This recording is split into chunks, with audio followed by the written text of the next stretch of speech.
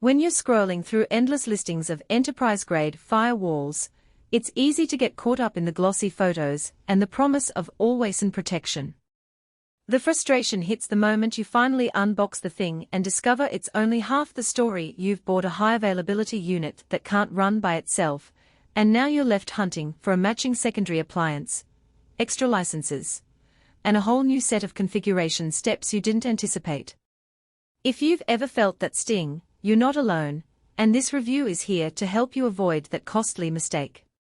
Link is in the description if you want to check the product details on Amazon.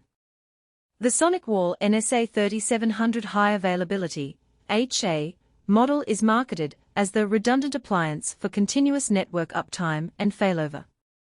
That wording sounds perfect for anyone who can't afford a single point of failure, but it also raises a red flag.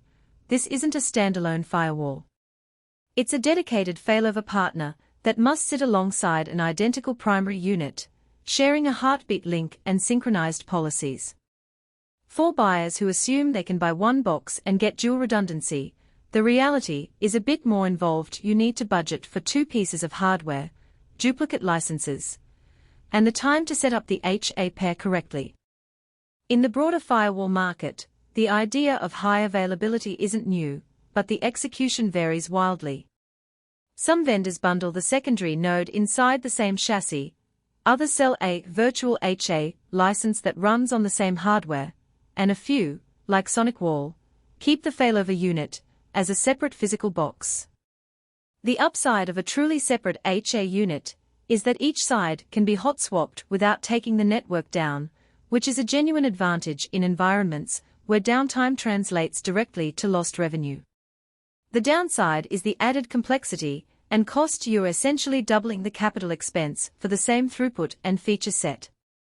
Who should consider the NSa3700 HA pair?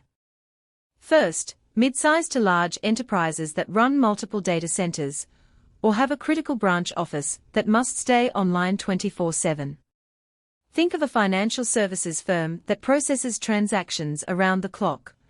A single firewall crash could halt payment processing and trigger compliance penalties.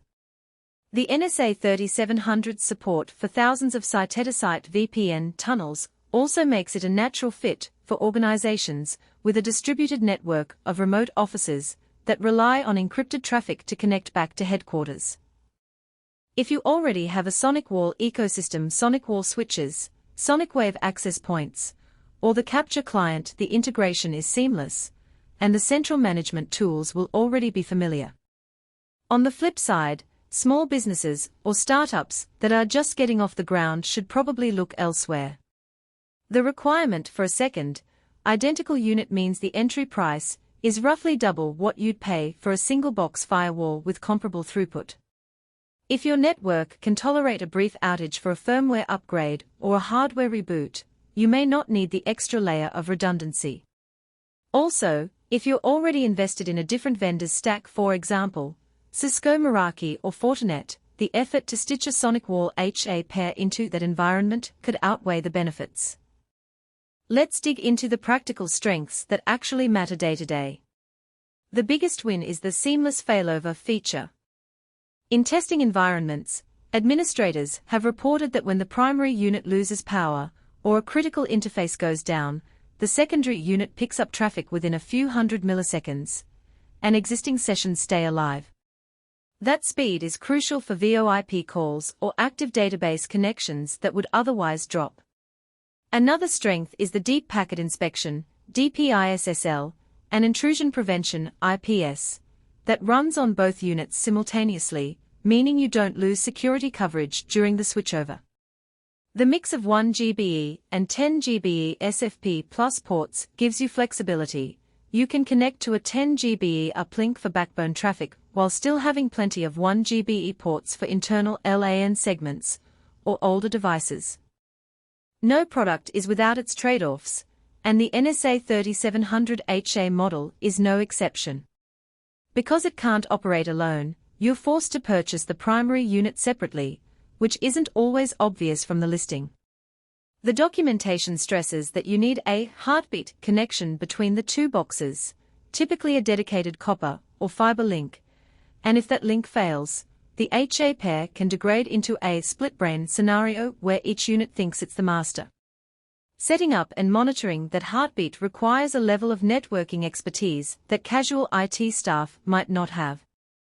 Another practical weakness is the reliance on SonicWall's own management console. While it's powerful, it's also tightly coupled to the vendor's licensing model, so you can't easily export configurations to another platform if you ever decide to switch vendors. A real-world example helps illustrate those points.